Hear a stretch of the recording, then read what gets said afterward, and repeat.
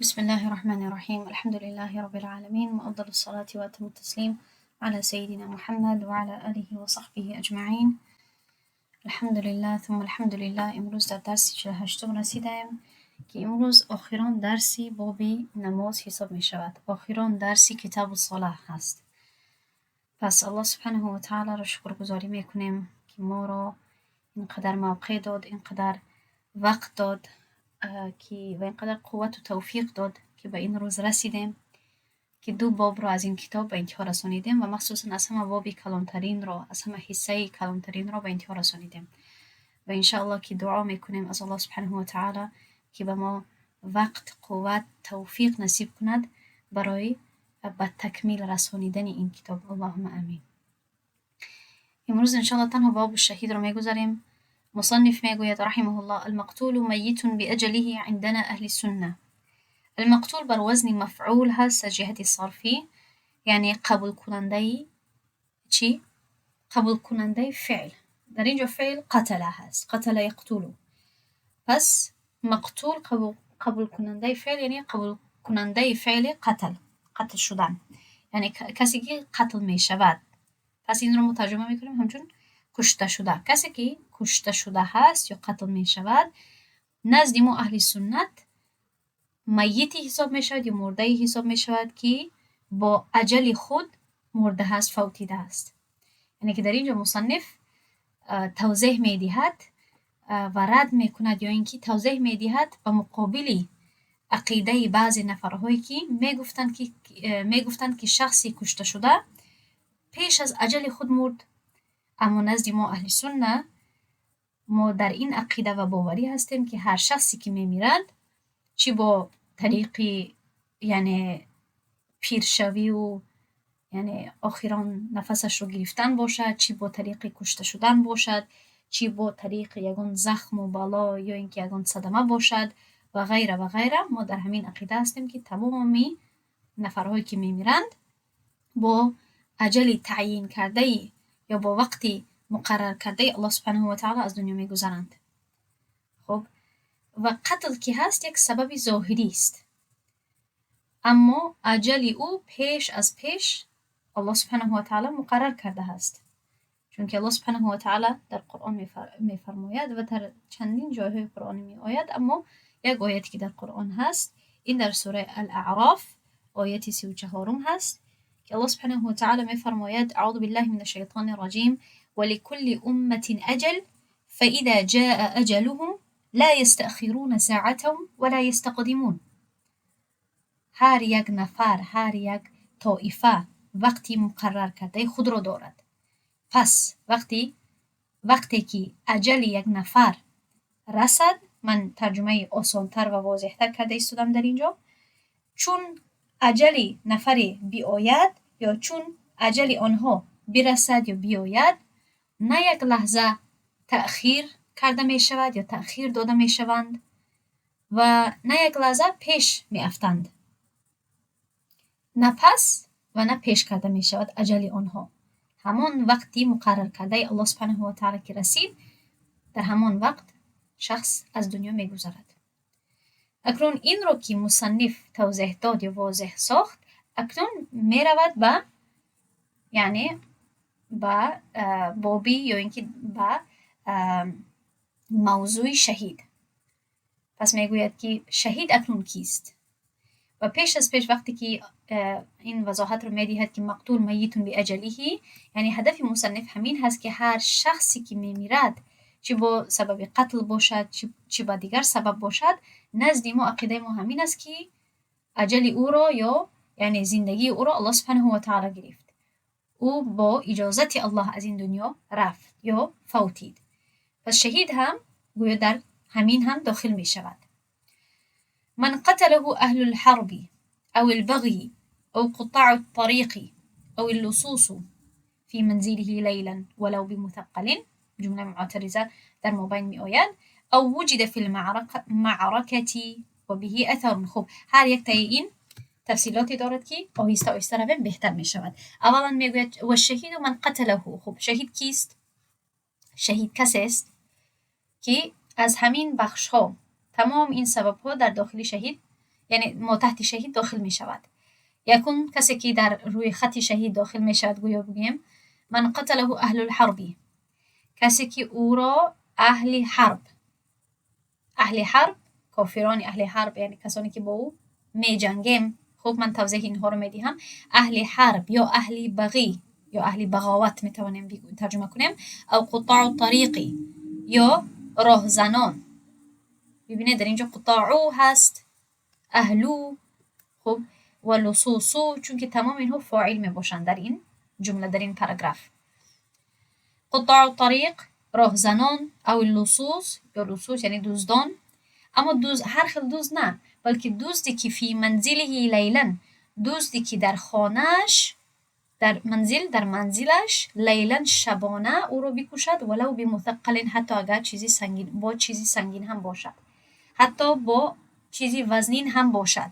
یعنی حتی اگر با چیزی تیز و با آلتی کشتن هم نباشد، با یک چیزی وزنین هم که عموما برای کشتن استفاده نمی شود، یک سنگ باشد مثلا یا یک چیزی وزنین دیگر باشد که یعنی عموما برای کشتن یک آلت حساب نمی شود، یک چیزی برای کشتن حساب نمی شود، برای دیگر چیز استفاده می شود. حتی با این خیل چیز هم اگر او را بکشد ما تحت شهید داخل می شود. یا اینکه دیگر چیز او وجد فی المعرکتی و به اثر، یا اینکه در میدان جنگ، در معرکه یعنی جایی که جنگ، همون مکانی که در آنجا از دو طرف مردم می جنگند، شب و شب هست گویا. برای همین من یکم وقت گمان میکنم که در زبان تاجیکی که معرکه میگوییم برای دعوت ها، گویا از همینجا این کلمه ریشه دارد که وقتی که مردم جمع میشوند در یک میدان، در یک مکان، مردم زیاد هست، گپ و داد و گریفت بسیار که میشود، از همین سبب شاید معرکه همین تاجیکی را هم معرکه گفته میشد. گویا یک میدانی گویا جنگ هست، چون که قدر کار و داد و گریفت و کودکان و پیر و کلان هست و داد و گریفتی طعام و خوراک و غیره هست و به اثر. خب اما در اینجا و معنای اصلیش در عربی چی می باشد؟ میدان جنگ، یا اینکه در میدان جنگ یافت شود و بر او اثر باشد، یعنی آثاری زخم باشد. در اینجا و بر او اثر باشد یعنی آثاری زخم باشد، آثاری جنگ باشد. او قتله مسلم ظلما، یا اینکه او را یک مسلمان بکوشد، قتل کند، ظلما یعنی با ظلم، عمدا قصدا، بمحدد با آلتی تیز و برنده. خب با آلتی تیز و برنده.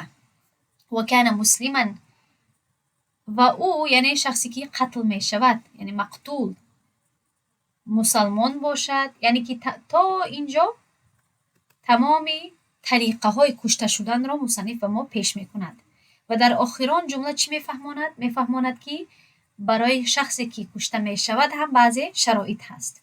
فهمیدید؟ پس از اولی روی خط اگر ببینید اهل حرب او را بکشد، یا اهل بغاوت، یا اینکه راهزنان، دزدان و غیره و غیره و غیره، و در آخر چی را میفهماند؟ بعضی شرایط یا توضیحاتی که دایر به خودی مقتول مهم هست آنها رو ذکر میکند و میگوید و کان مسلما، و شخص مقتول مسلمان باشد، بالغ باشد، خالیا عن حیض و نفاس و جنابت، عفوا، مسلمان باشد، بالغ باشد و خالی باشد. این را هم گویا به تاجیکی و فارسی بهت قریب هست، یعنی پاک باشد. خالی یعنی پاک باشد از حیض و نفاس و جنابت. ولم یرتث بعد انقضاء الحرب، خب و بعد از انجام شدن حرب یعنی جنگ، یعنی بعد از به انتها رسیدن جنگ، ارتصاص نکرده باشد. یرتث یعنی ارتصاص نکرده باشد. ارتصاص را من برای شما باید بفهمانم، ترجمه یک کلموی گویا اونقدر نیست در اینجا مناسب. خب یک چند چیزها رو من در اینجا برای شما توضیح میدهم همچون شرح. اهل حرب کی می باشد؟ از اینجا آغاز کنیم. اهل حرب کافرانی که بین آنها و مسلمانان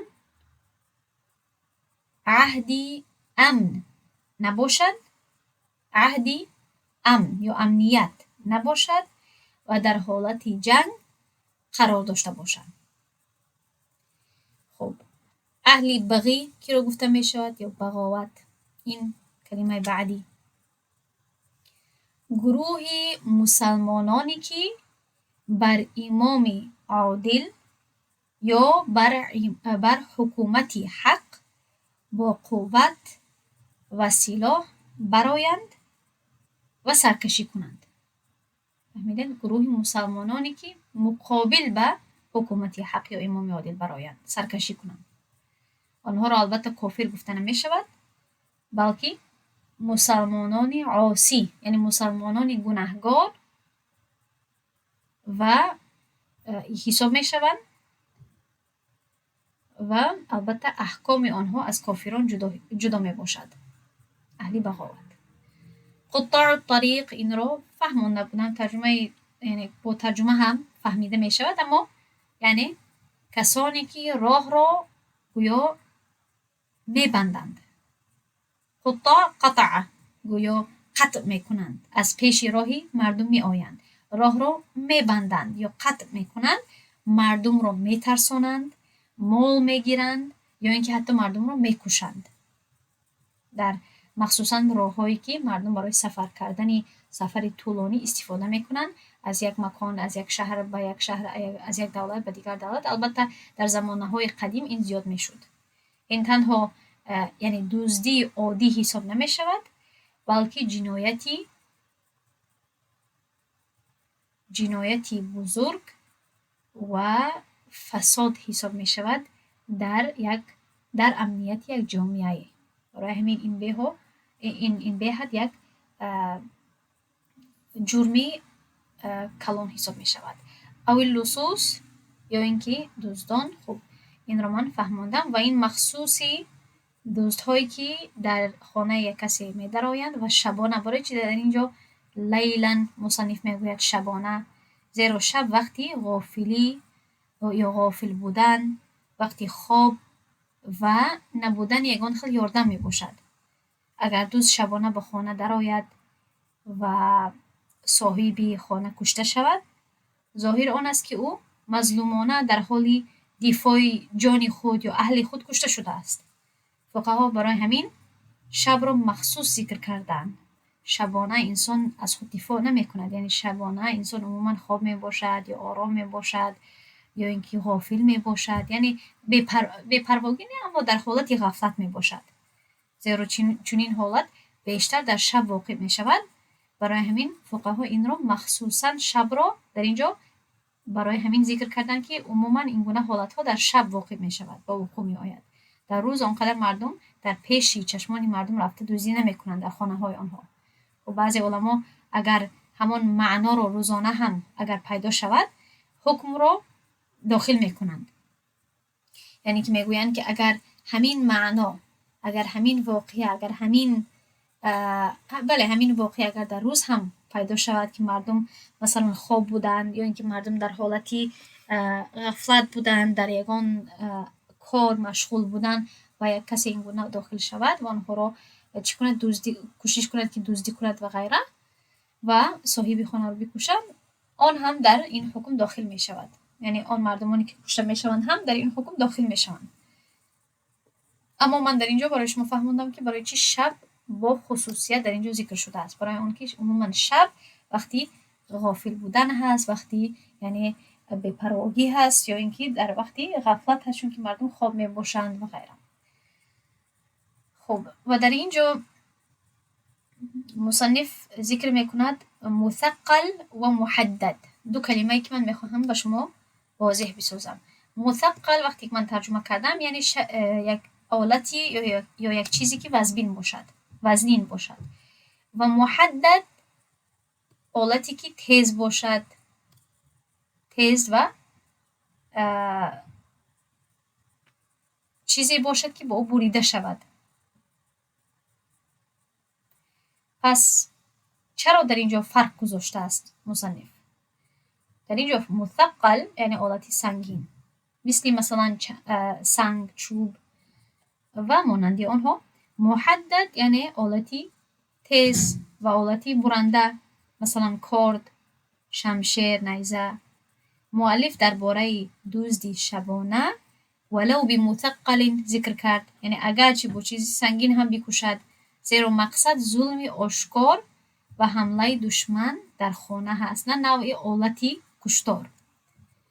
اما درباره کشته شدن از طرف مسلمان گفت بمحددین، با چیزی تیز و برنده، زیرا که در کتاب‌های فقه قتل قصدی با آلتی تیز دلیل روشن‌تر بر تعدی و کشتاری مستحکم شماریده می شود.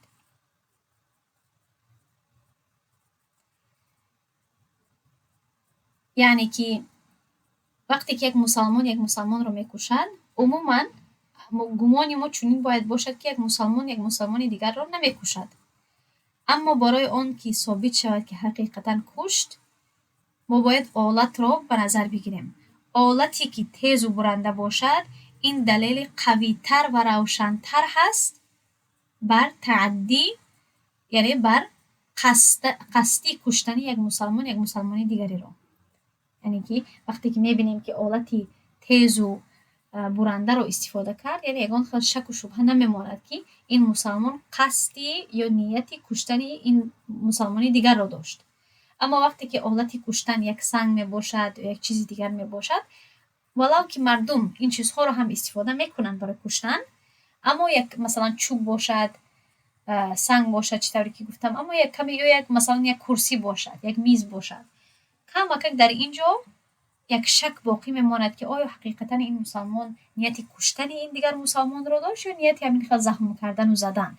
در اینجا یک کم ترک شبهه میماند. برای همین وقتی که یک کسی به خانه یک کسی شبانه می درآید و حتی یک آلتی غیر تیز را یا یک آلتی که تیز هم نباشد را استفاده کند، در اینجا شک نمیماند، چون که برای چی شبانه در خانه یک کسی داخل شده که این نفر و کوشش دزدیدن یک چیزی رو کرد. الکی ما دلیلی روشن داریم که این شخص داخلی خانه شبانه برای دزدیدن و برای مثلا کشتن اهلی خانه داخل شده بود، حتی اگر با چیزی وزن هم باشد، برای که عموما یگان که ضرورت ندارد که شبانه به خانه یک کسی دیگر رود داخل شود.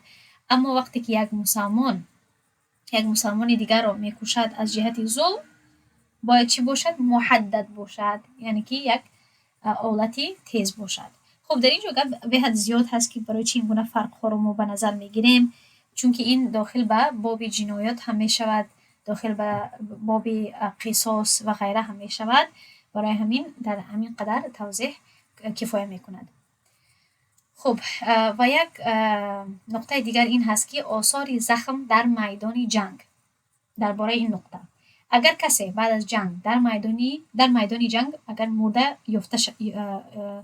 اگر مرده پیدا کرده شود و در بدنش نشانه های زخم باشد، در این حالت شهید حساب می شود، برای آن که ظاهر هست که این زخم را در وقت معرکه یعنی به او رسیده است و او در وقتی از سبب همین زخمهایش فوتیده است. اما اگر مثلا فرض کنید که اگر زخمی نشده باشد یا اینکه یگان خیلی اثری معرکه نباشد، شاید در اینجا شک بماند که برای چی این شخص یعنی فوتیده است. آیا این حقیقتا در حالت جنگ در اینجا حاضر بود یا بعدا از اینجا گذشت و همین خیلی مرگش رسید و غیره و غیره، چون که در اینجا دیگر خیلی احتمالات هم وجود دارد. ما باید دیگر احتمالات رو به نظر بگیریم. اما اثری جنگ که باشد، پس در اینجا شکی نمیماند. پس چگونه؟ یعنی این بود شهید، این بود مردمانی که یا نفرهایی که شهید حساب می شوند. اکنون حکمی این گروه نفرها چیست؟ یکفن بدمه و ثیابه و یصلی علیه بلا غسل.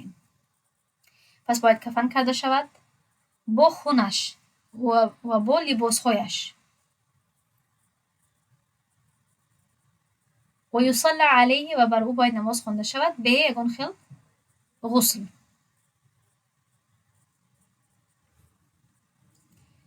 خب با خونش با لباسش کفن کرده می شود به غسل، بر او نماز جنازه خوانده می شود و ینزع عنه ما لیس صالحا للکفن، و از او چیزهایی که برای کفن مناسب نیستند گرفته می شود.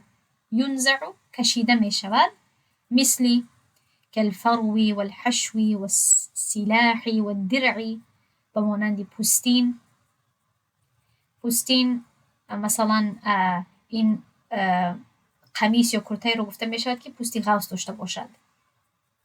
با روسی این رو شاید شما دوبلونکا بگوید.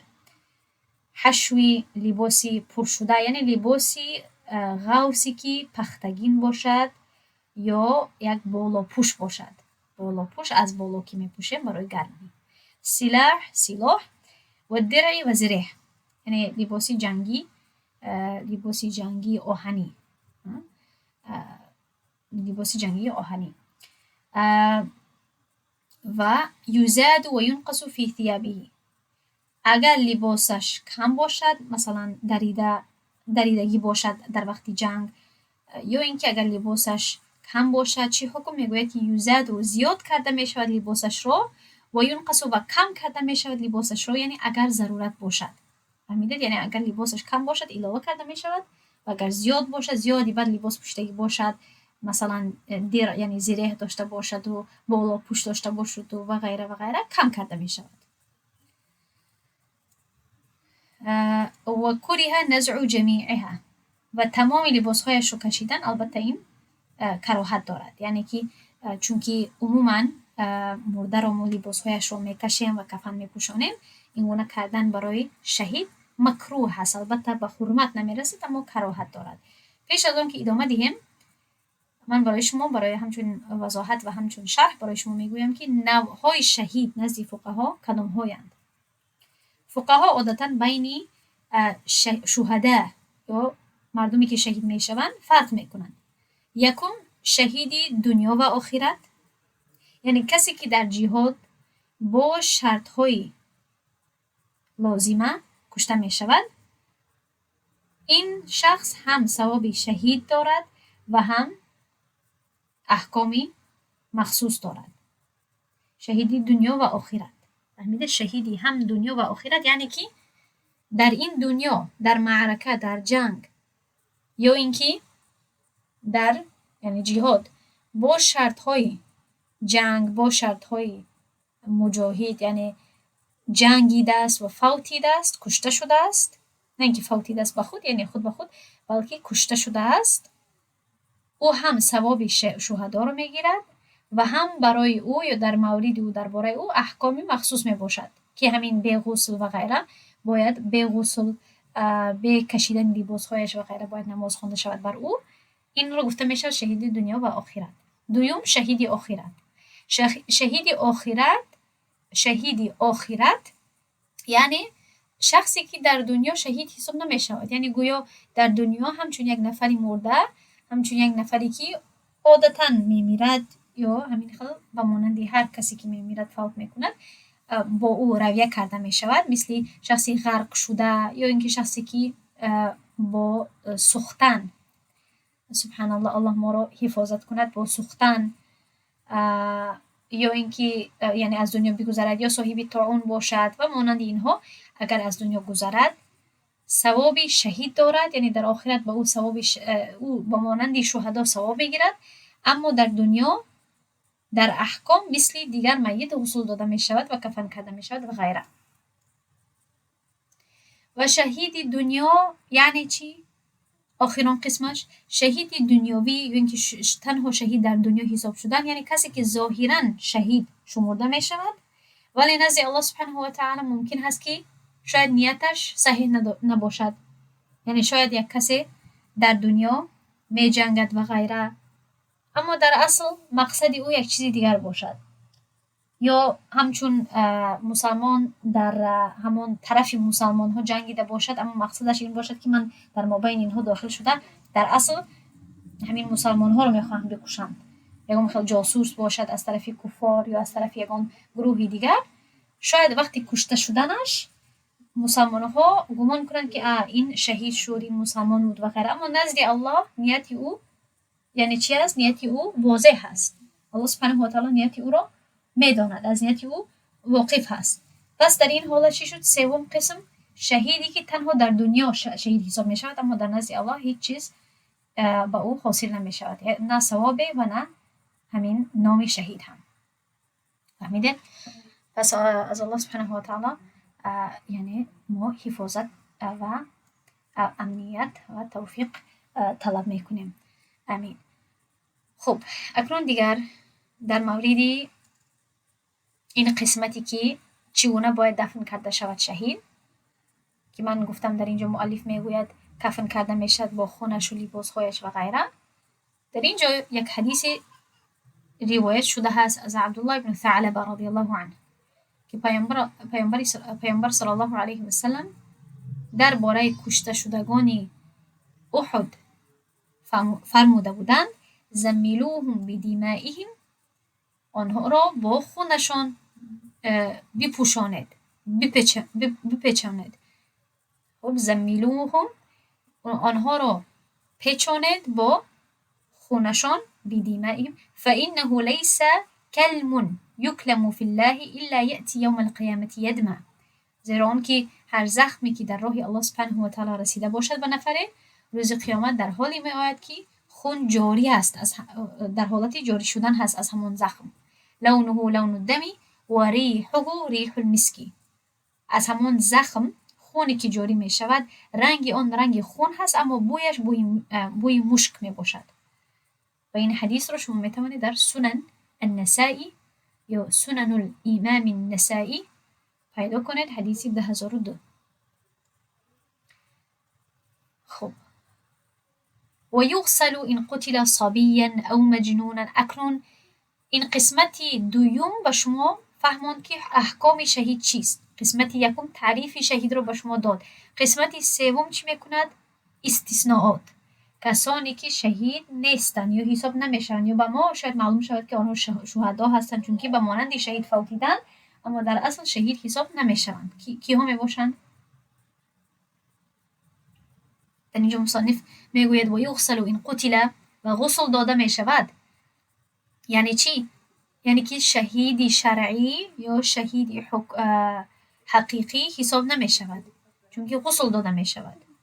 خب کی غسل داده میشود؟ اگر قتل کرده شود صبیا، یعنی غسل داده میشود اگر کودک باشد صبیا، او مجنونا، یا اینکه یعنی از عقل بیرون باشد، او حائضا، یا زنی حیضدار باشد، یا اینکه زنی نفساء یعنی زنی نفاسدار باشد، او جنوبا یا جنوبی باشد. او ارتث بعد انقضاء الحرب. او ارتث در اینجا برای شما یک اصطلاح نو و یک معلومات نو رسانده می شود. این را گفته می شود ارتثاث یا ارتساس گفتم با لهجه تاجیکی، اما در عربی این را الارتثاث گفته می شود و فعلش ارتث هست یا ارتث. در اینجا ارتث می باشد، یا اینکه بعد از جنگ ارتساس کرده باشد. یعنی چی؟ و در اینجا میفهماند نوعهای ارتساس. اما پیش از ادامه دادن ارتساس چیست؟ الارتثاث یعنی بعد از مجروح شدن، بعد از زخمی شدن. خب بعد از زخمی شدن یک شخص زنده ماند به گونه‌ای که نشانه های زندگی مستقر پیدا شود. به لفظای آسان تا یک زمان زنده ماند که یگان عمل اجرا دهد یا یگان حرکت اجرا دهد که به ما معلوم شود که خب این زندگی دارد، زندگی این کمی باقی هست. و چگونه ما این حد را فهمیده میتوانیم؟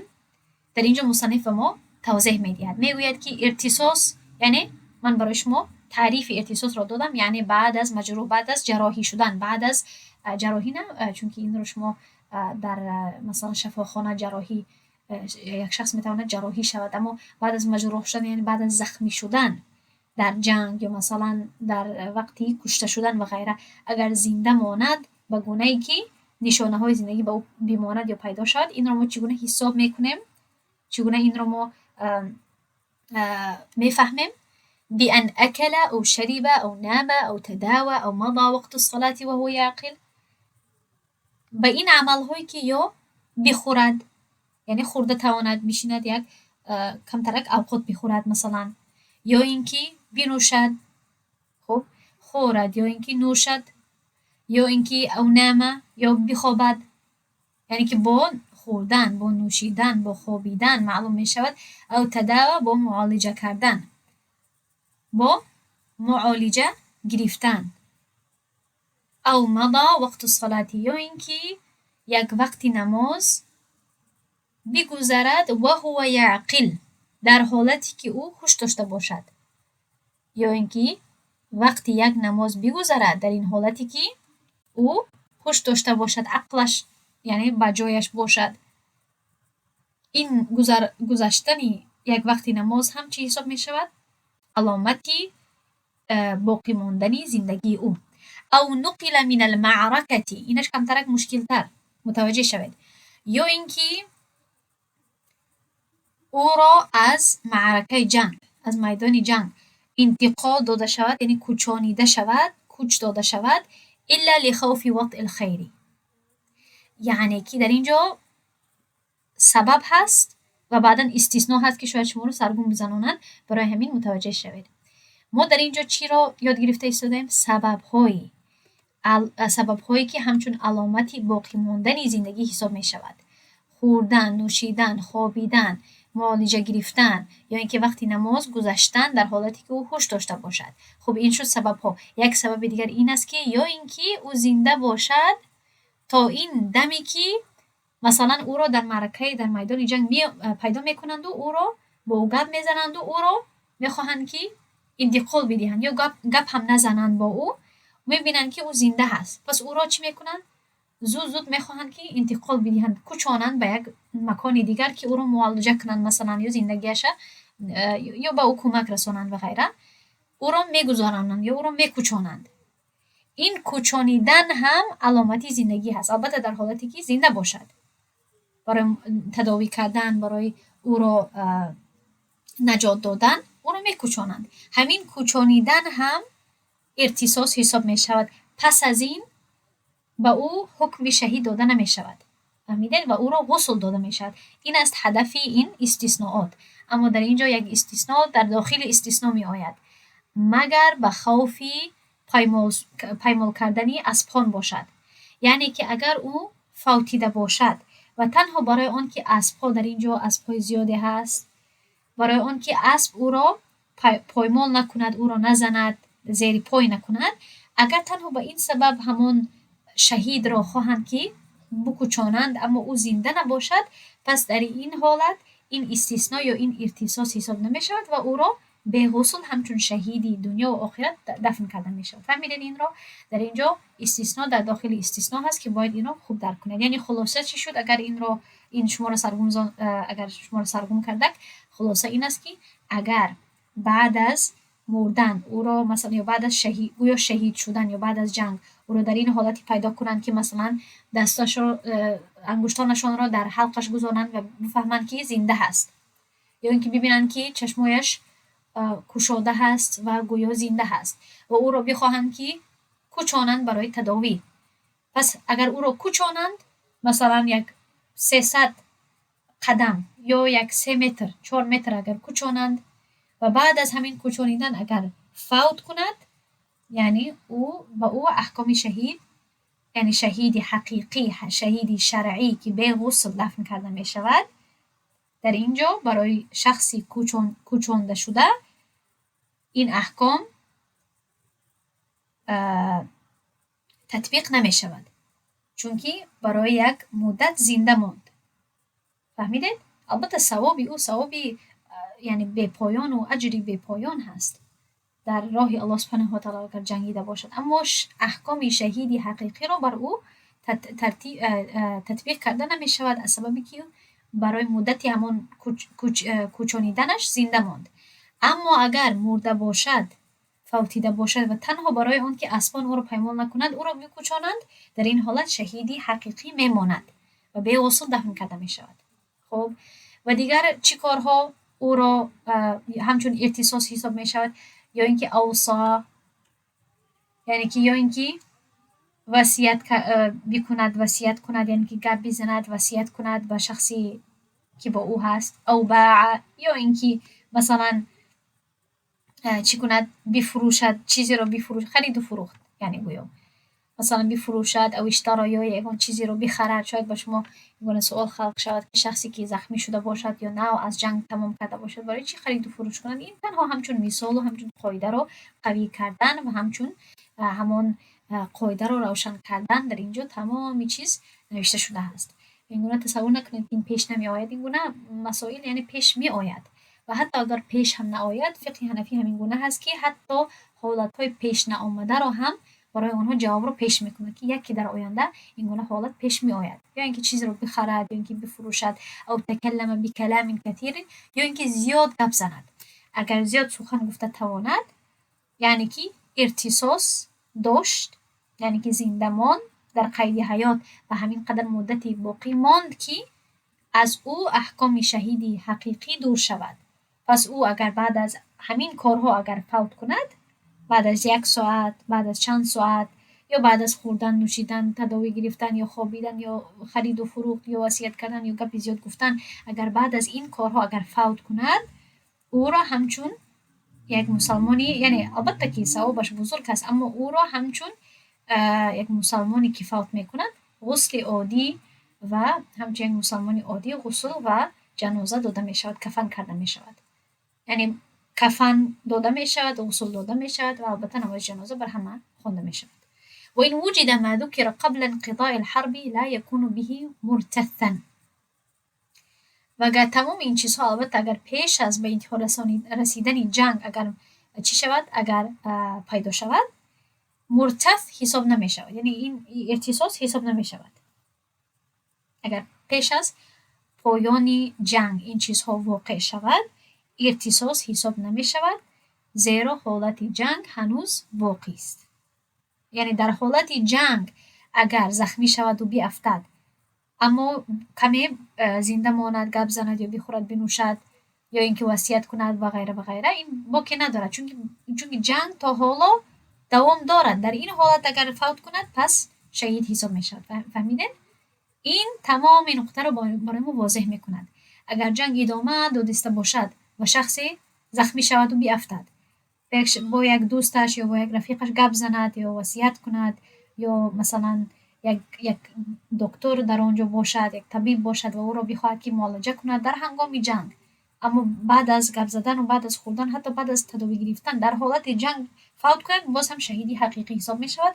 به غسل به کفن دفن کرده می شود و یغسل من قتل فی المصر پس در این قسمت آخران بعض توضیحاتی که یعنی کم ترک دورتر هست از موضوع ما یا از نقطه های اساسی آنها را وضاحت می‌دهد مصنف میگوید یغسل من قتل فی المصر ولم يعلم انه قتل بحدیدة ظلما او قتل بحد او قود و یصلى علیه اگر کسی باشد که در شهر کشته شود و معلوم نباشد که او را با ظلم کشته شده است یعنی او با ظلم کشته شده است یا آیا او را با آلتی تیز کشتند ولم یعلم این نقطه به ما واضح نباشد که آیا به حدیدت با چیزی تیز و برهنده کشته شده است آیا با چیزی تیز آیا کشته شده است ظلما در حالتی که او یعنی مظلوم باشد آیا این به وقوع آمد یا نه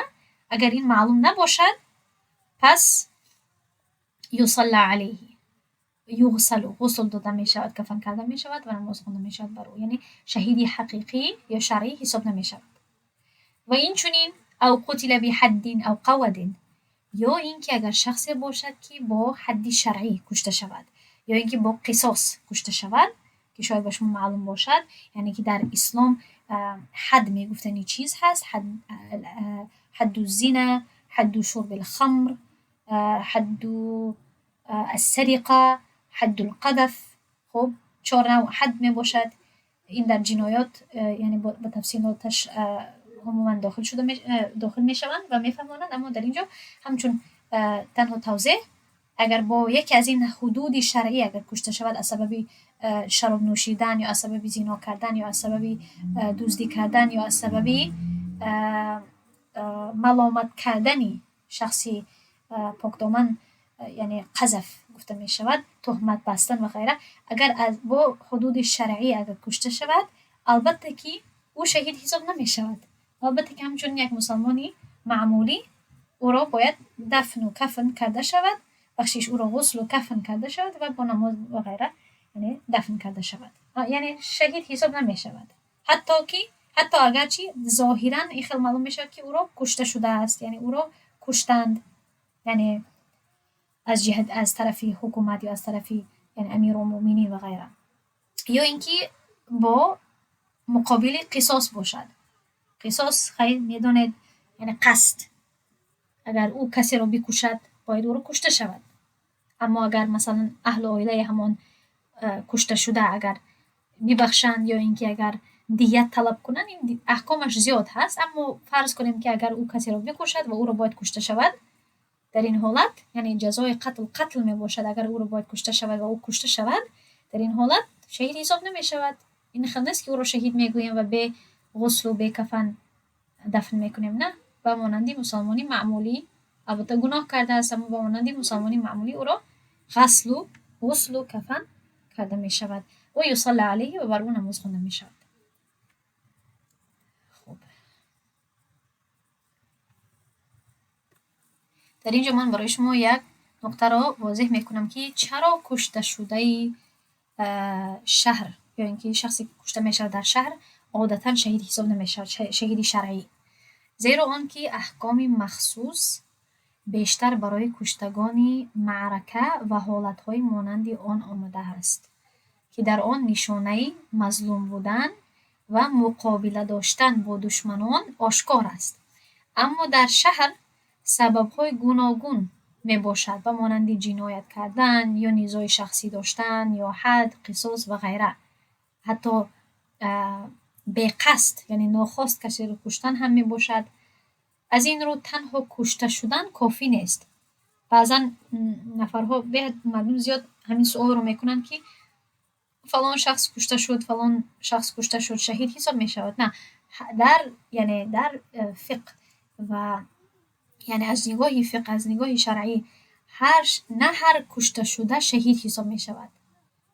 در مذهب حنفی مخصوصا شهید حکمی یا شهید شرعی کسی است که با شرطهای مذکور، با شرطهای ذکر شده مظلومانه، همچون مظلوم یعنی مظلومانه کشته شود و بعد از آن زندگی مستقر پیدا نکند، زندگی نداشته باشد، چطوری که در اختصاص من فهموندم.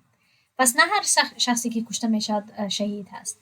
برای همین است که کسی که در معرکه جنگ کشته می شود هم مظلومانه کشته می شود و هم در حالتی یعنی با سلاحی تیز و برنده. اما در دیگر حالت ها سبب هایش گوناگون می باشد. پس نه هر شهید چی هست مظلومانه کشته می شود و نه هر کشته شده شهید حساب می شود.